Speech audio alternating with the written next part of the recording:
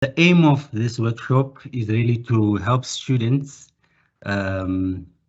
with a better understanding of the literature review in our field of animal production, or is it environmental sciences. It's also to help students or help one get started in writing the literature review. If we are having, we know that, when you are having such a great task, you tend to have a mind block as to, and one tends to delay and postpone and not write part of the research that is critical for the research to be done, to be completed in due time. It will help you also that in such a way that when you get your results, one will be able to have a framework to be able to place your results in the right context. You'll have a greater degree of confidence once you have done a good literature review of in your research or in your studies. Like Mr. Machila has said already, my name is Dr. Muzi. Yes, so let's get started. So let's look at what is a literature review. A literature review is one of the research pieces that is found in an academic paper, dissertation, thesis, or article. Really, you find it there. So why is it? What is it really? It's a piece of academic writing demonstrating knowledge and understanding of the academic literature on a specific topic with particular reference or in relationship to the objective and research of the students. So I was trying to describe, or I was just giving the definition of what the literature review is from literature or from other sources, what literature review, how it is defined. Number two, I was saying that it's an integrated synthesis drawn upon a selected list of academic sources, mainly peer-reviewed journal articles with a strong relationship to the topic and its objective and aims in that are in question. So both definitions actually have something in common there, that there's a relationship between the extracts, whatever information that is available, between that information and also the objectives which the researcher is investigating. Now, the justification for a literature review. Why do we do a literature review? The literature review contextualizes a research study. It really brings up context, of which when you get your results, you'll be able to make reference to or have a relationship so that you can make sense of your results. You can be able to discuss your results. So essentially, it contextualizes the research to other literature information that is currently or available. Because when you are a researcher, we believe that you are not working alone, or we are not working in silos. All that we are working on, we're contributing to the body of knowledge. Also, we do a literature review because it summarizes current literature on a specific topic for the purpose of knowledge sharing and publication. So the two justifications that have been highlighted there that we are talking about, essentially you do this, the first point is when you do it when you are doing your research. Under the second point, you do it for the purposes of sharing knowledge or doing publications. So you will find literature review in both cases when you are, you'll find the literature review being done under both circumstances. I will move on to the functions of a literature review. The literature review establishes what is already known about a specific topic. In agriculture, or rather in animal production, as we are, if you are doing your research, let's say in indigenous chickens, first we need to know what is generally known in that area. and then your contribution will come into light. I have put a small piece of puzzle there, and I'm highlighting it with a red marker. So that would possibly be your contribution to the rest of the body of knowledge. So that's how we. I would like to help you visualize the importance or significance of the literature review. It summarizes and organizes work and ideas in order to update the reader. So there will be a reader there'll be someone that has interest in reading that literature review. So you have to be conscious and have a sense of awareness. So because you want to bring all the ideas and work that has been done in a particular topic together for someone to be able to read and have a comprehensive knowledge. The third point, or the third function, is that it enables researchers to identify relevant theories, methods, and gaps in the existing research. So that is why, or rather, those are some of the functions why the literature review is done. The last point is that it prevents the reproduction of what is already known. You do not want to continue to conduct your research only to find that later when you are doing your discussion, you find that there's someone that did exactly what you are pursuing as a researcher. So doing a literature review, really, it serves that function and that purpose of preventing one from pursuing a research topic or a research field, or a research topic in a field that is, or something that is already been explored and has been done. So it saves you that information. You do not want redundancy. You know that conducting research is expensive. Some of you will be funded, will be sponsored to do or to conduct research in a certain aspects, and it's really expensive. We do not want things to be reproduced simply just like that. Now, some of the common questions that students tend to have, I decided to just note them and write them down so that you can, maybe some of these we'll cover them as we go along. But then I decided to just prompt one and have these questions that students tend to have, and it tends to really limit and cause people to not to write a fully comprehensive literature review, because they do not understand how much literature review does one need to do to go through. How far back does one need to go while reviewing the literature? What related ideas does one need to look at, really?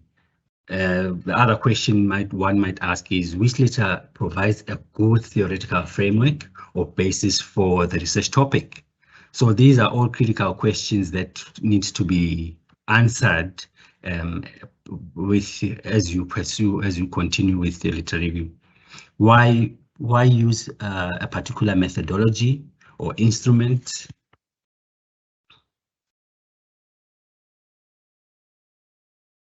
In my research, why would you want to use a particular research or a particular methodology? So these are some of the questions that tend to come up, but then they need to be answered in your literature review. We know that for the last point, the particular methods, there are different methods that are used in order to fulfill to conduct a particular research. Now, sometimes we do not get the results that we want. It might be associated with the methodology or the instrument that was used. So we want to review that information. One might want to review that information. You might have to capture that, the methods that have been used in times past, the theories that have been used in times past. They might give insight as to why there was no positive results or expected results. So all those might be useful for the reader in order to be able to have that comprehensive understanding of the research. And for you as a researcher, you can also use that as a gap, knowing that certain information, a certain method was not successful a certain method was not successful, or a series of other studies, they used particular methods and they were not successful, they're not getting the expected results, and then you overview that, and then you come with a different method or approach to conducting a study, and you might find that you get positive results. So that might be a gap that one finds. So when you are writing your literature review, I've organized these steps into the following points. So when you are writing your literature review, you need to identify the literature for your review from various sources. You need to concentrate on areas of your topic and its objectives, aims, and questions. Because remember when we're defining what a literature review is, we have to add that part that you are doing a literature review, but on hindsight, you as a researcher, you have objectives, you have aims, you have research questions as well. So you have that at the back of your mind whilst you are concentrating on the research topic, or whilst you are concentrating on the literature that is available, trying to fulfill or answer your research objectives and questions. Number 3, you need to organize and categorize the literature. When you do this according to the themes, according to the debates that are existing. What are the debates that are in existence, and all these, and then you also look at the gaps that are in existence as well. These are found whilst you are analyzing and organizing the literature. The 4th step is that you synthesize really the material from the material that you have put together. You try to get a sense of understanding, or you try to extract information from all the selected literature that has been brought or put together as the researcher. The 5th point is that you organize the body of the literature review. When you organize it, you have to have an awareness that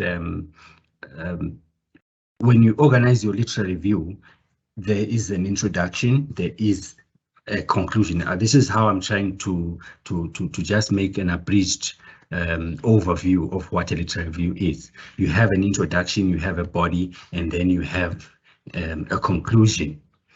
In the introduction, in some disciplines, they do not actually write the title introduction, but then the introduction is there.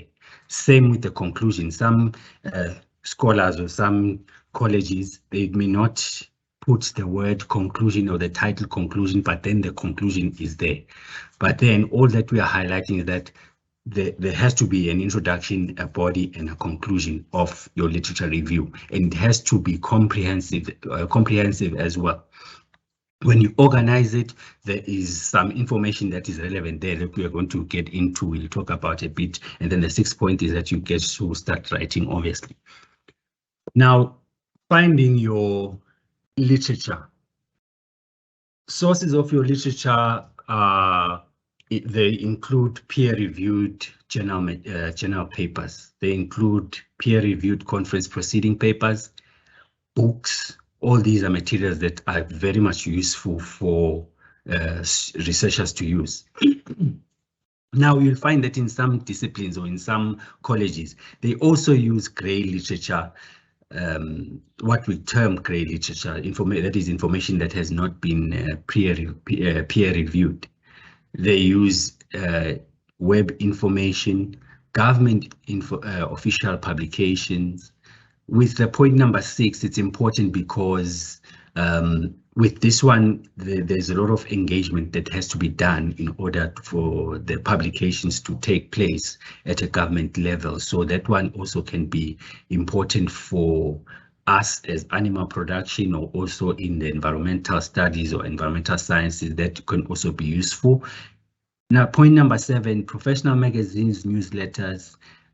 And then we have point number 8 being the archives. So all these what we are describing the sources of literature that are useful for the researcher when you are going to conduct your literature review. The ones highlighted in red are the ones that we find to be important, especially in our discipline. We depend mostly on this one. If you use the web information, Google, then your supervisors or the examiners will tend to have a hawkish view when it comes to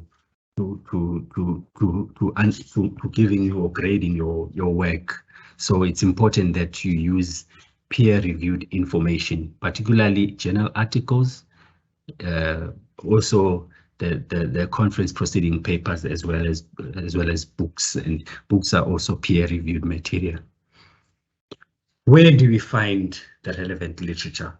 If you've done your PhD, or rather if you've done your master's degree, you are now continuing with your PhD, which sources have you used for finding your literature review? For this one, I think I would like some responses. Can I probe Mr. Machila? Yes, Doctor. For this one, I think I would like some responses from the attendants, if ever they are there in the chat boxes. Would you mind helping me? No, I'll do that. Thanks. All right, because what I'm interested in here is finding out where's the relevant literature for your topic. If you are conducting your research on climate change, for instance, what sources, where do you get what do you use as a basis for your sources? Remember, we said that you must have a theoretical framework, basis for your research. So now, what are the sources of literature that are there for students to use? So if there are answers, please, you might just want to prompt them and let me know whilst I continue. Number one, consult your college library specialists. Sorry, do we have answers? No, I was saying I'll let you as soon as there are some answers. Okay, that will be good for some interaction there. Now, you consult your college library specialists or subject specialists. Our library, the UNISA library, has subject specialists that are available, that are waiting for students to come with your topics and possibly have keywords lined up, and then you submit them to your library subject specialists that is in your college, that is in connection with your college, and then they'll be happy to assist you there. That is one way or one step where some people where the information can be found. Point number two, your college, your school or college repository, still it's in the library. For this one doesn't have to wait to be assisted by to be assisted by specialists or anyone. You can just go online and find your school's repository and find material that is relevant to your research. I'll promise you will find something. You are not so special. Your research work as a student is in as much as you are unique and special, but then there are people that have gone before you. So it's important that you go through the repository and find out what people that have gone before you have submitted as their thesis or for their dissertations in their academic work. So that is useful information. The second thing that I would suggest for that is your supervisors, in your school. They are also they have done projects themselves. For that one, it's useful for students to go and refer to them, because that is where they will get to know what their supervisors indicated as good, indicated as correct, indicated as a good literature review from their previous, from the students that precede you.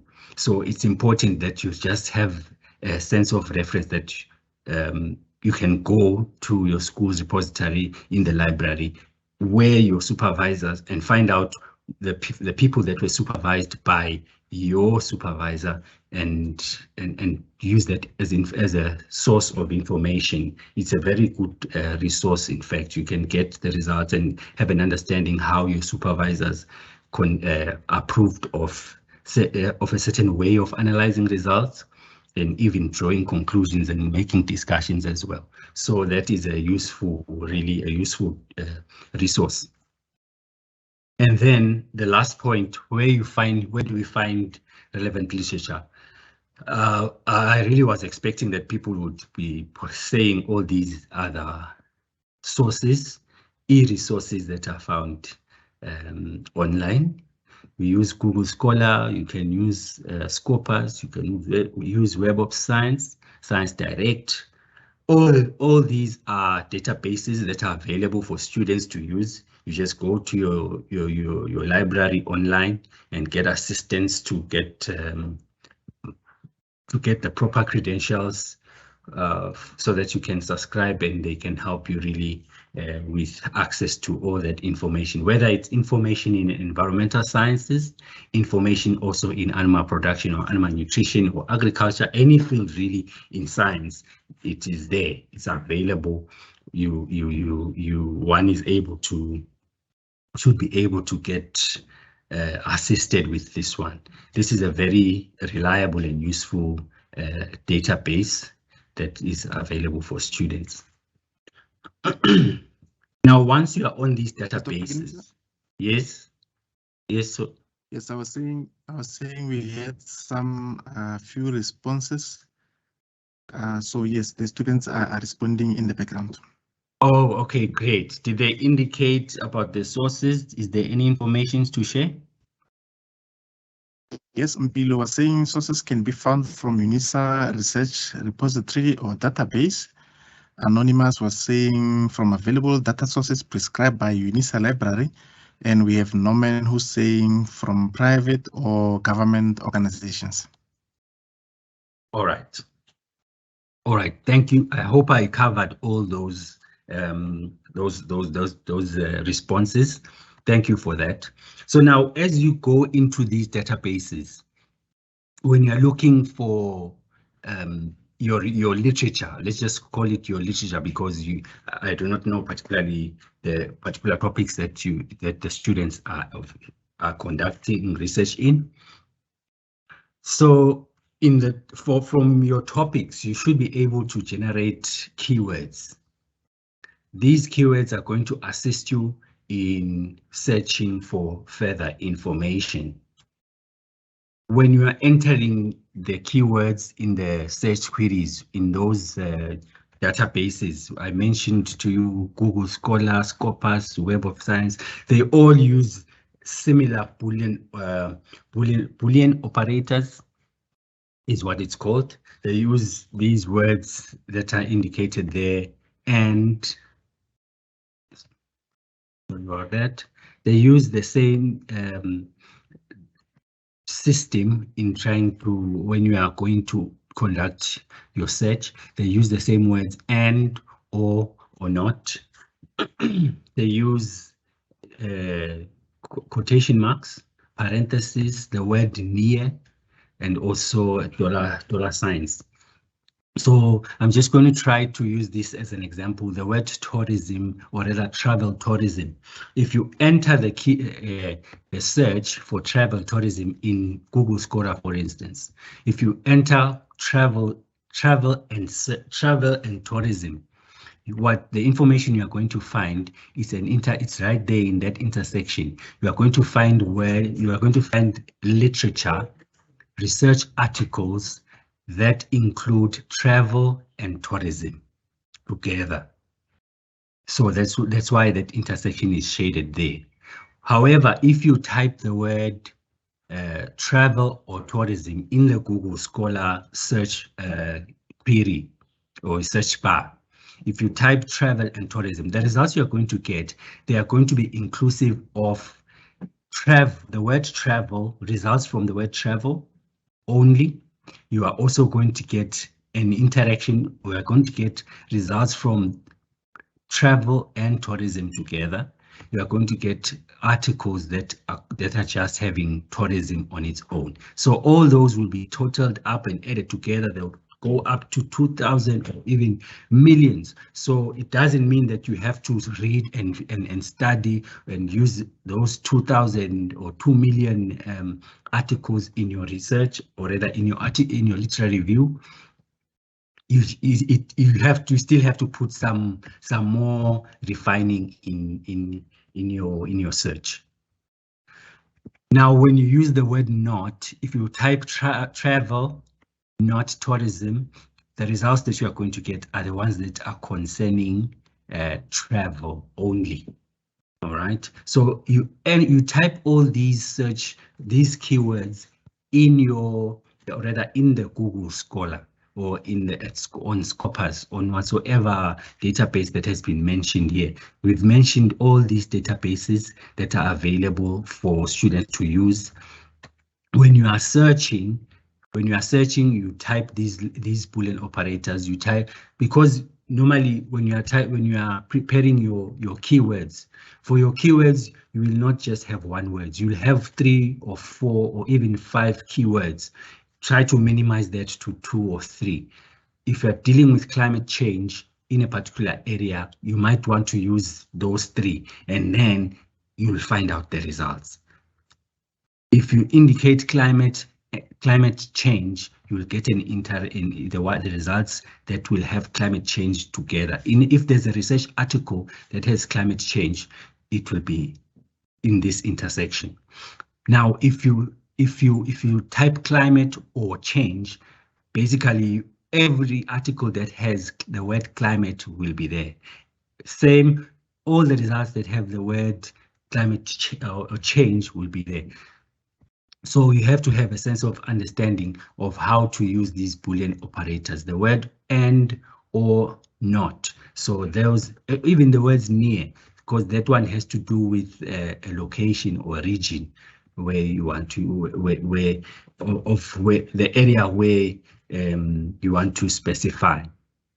Similarly, all these, you can spend your time really and look into how it is entered in your databases, so that you can have a good understanding. So you can look at that and then can have a discussion about it later. And then continuing with evaluating and selecting your literature. So now, by this stage, if we go through and use these Boolean operators, you can do the searches, you can get your results, a lot of data, a lot of results that you're going to be generating. Similarly, remember we said the other sources are books, the other sources of literature are government sources. All those areas you bring them together in one place. How are you then going to find out which articles are important? Which ones do you need to go first? Because by now at this stage, you'd be having a lot of articles in your office, a lot of articles in your car, in your home. You'd be having articles to read, a lot of them, a lot of things. If you're dealing with climate change, there's just a lot of information. So how do you know which information you should start with, or is important? Which information is of great value?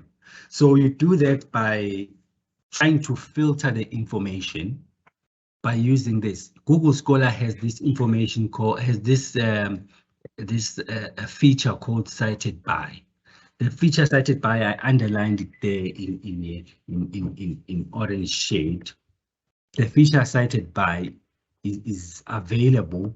It gets to be there. It gets to be produced. So if we can see this, I entered a search for travel and tourism COVID-19.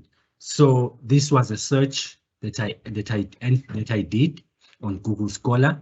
I just typed travel and tourism COVID-19. So you can see that from the results that I got, all the articles have travel and tourism. All 120,000 of them will have travel and tourism together. So that is the use of Boolean operators, that best example I could use for Boolean operators. Anyhow, what we are about now is trying to filter the information that you are having to find out which information is important, which information is significant that you should start with. What you do is you look at the cited by value. This information indicates that this article has been cited by 250 other scholars. So that's how important it is. Whilst the second article that was found, it has 422. It has been cited by 422 scholars, or other articles have been other research articles. It's found there. So now, which article is then important? Definitely, you need to start by reading this one by M. Scary. If you are going to be looking at travel, how COVID-19 affected travel and tourism. If this article that has been cited 422 times is available, it's the one that has the most citations, for instance, then it's the article to read by those authors.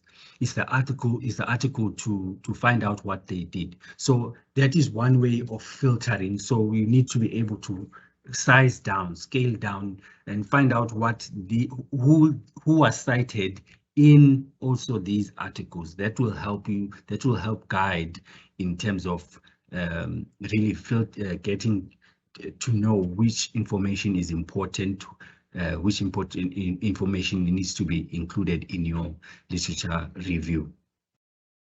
The second thing is that you need to read abstracts for relevance. You filter the information by reading the abstracts for relevance. You just you get a whole list of articles that you're going to be reading. I'm saying you're getting a list because you'll get these information either from your sources. That information needs to be filtered by. You just have to sit down and read.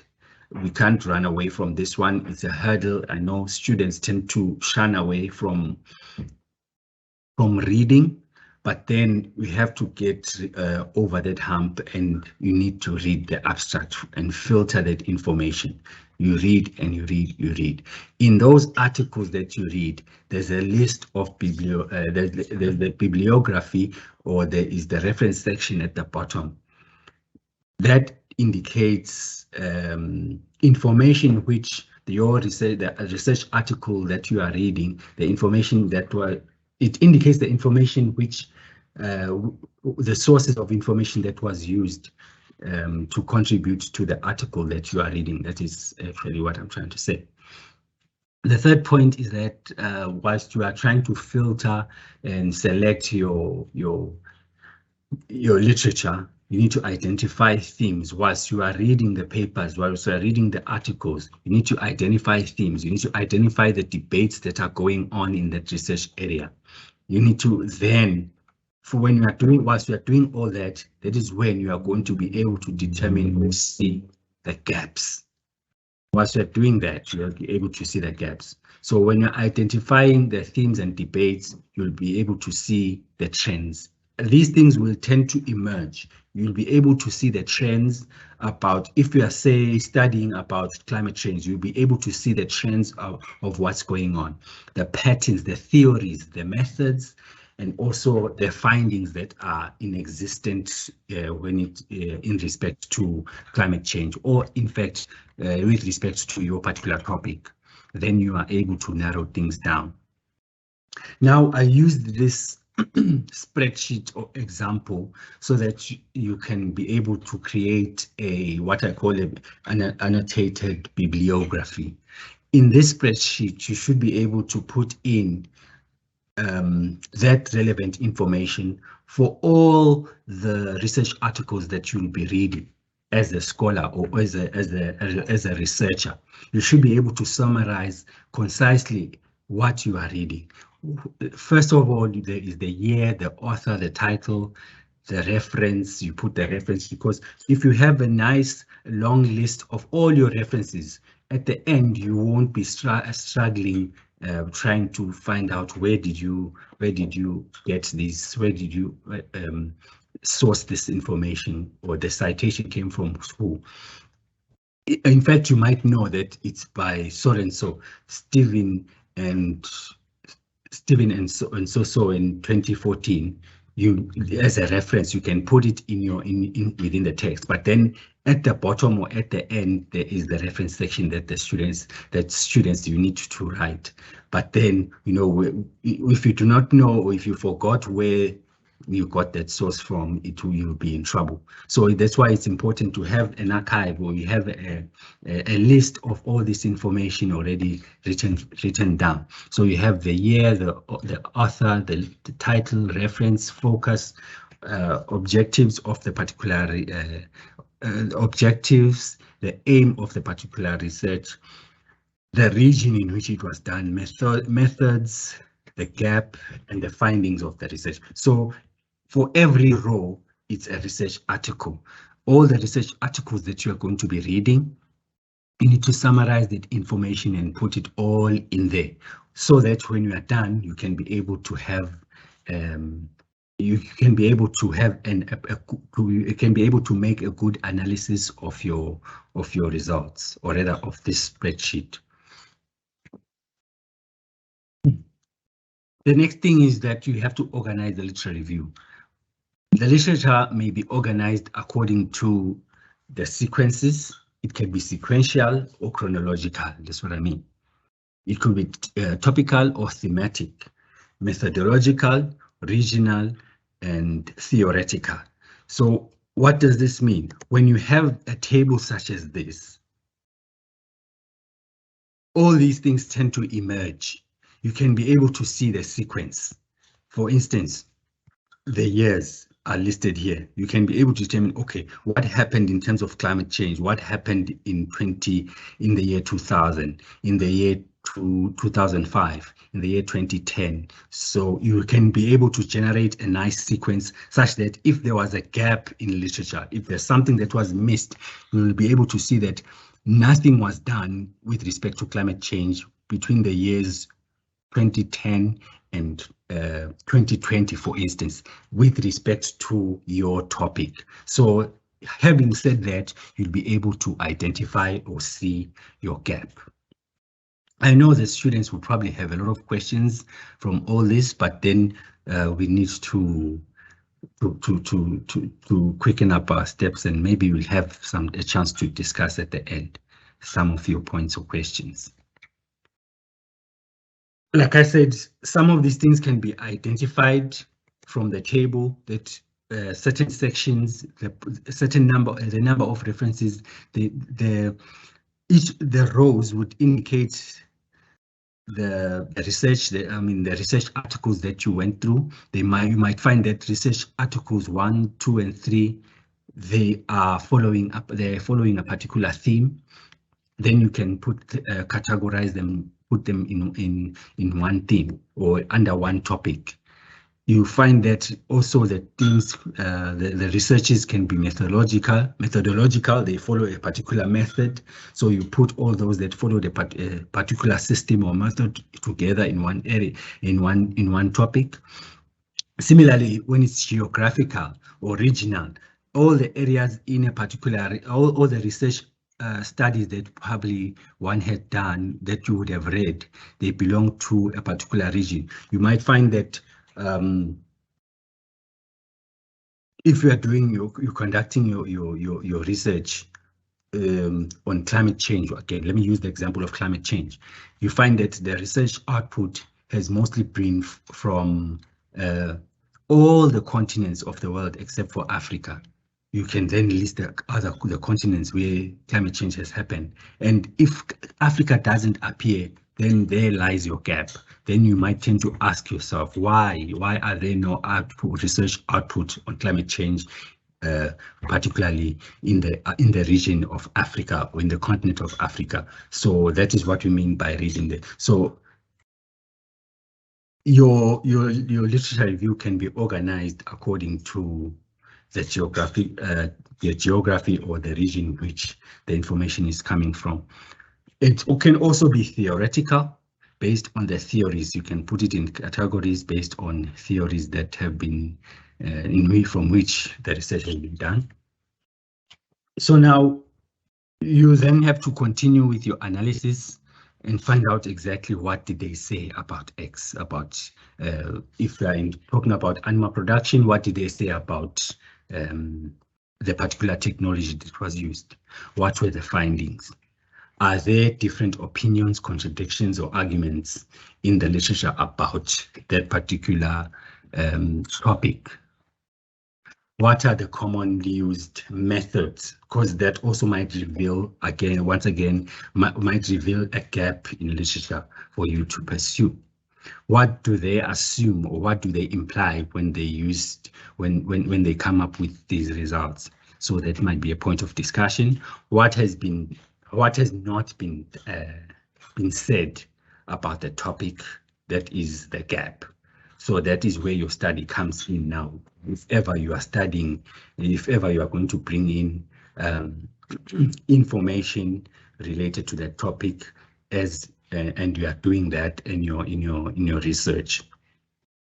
How is your research relevant? So that information is, like I said, if you find that there is a gap and your research is relevant in that you are bringing in information to fill in that gap, that is when your information is your results will be useful. So all this information needs to be fully answered in your literature review. Now, when you analyze the collected literature, what you do is you summarize the contributions. So essentially, what you would have done by filling in this table would have been to put together all the literature that is relevant to your topic. And what you do is you find out exactly what they say, what are the opinions, what are the contradictions, and then essentially that would be the major part of your literature review. So hopefully this is something that really helps one. You summarize the sources of the sources contribution.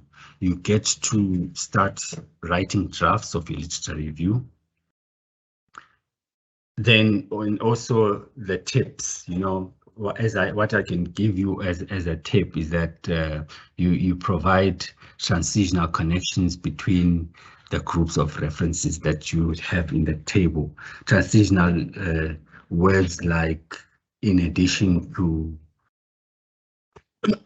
in addition, so and so reported this. Furthermore, Dlamini said that.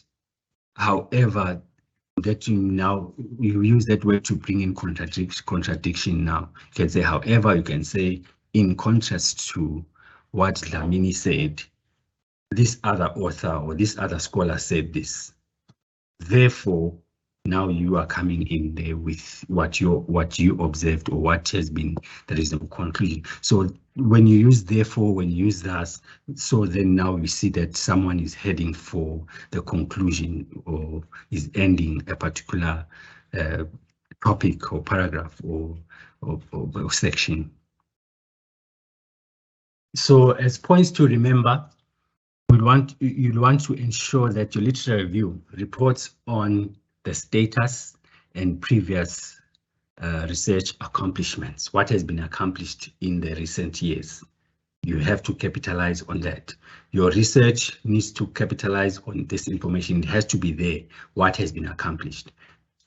Furthermore, you have to also evaluate the weaknesses and the gaps that are in existence. Group the literature accordingly by writing subtopics and subheadings. Remember, we said the literature review will have the introduction, and lastly, we will have the conclusion. But then in between would be what we call the body. And in the body, that is where you group your literature review according to the different subheadings. Connect the review analysis to your research topic with respect to your objectives and research questions.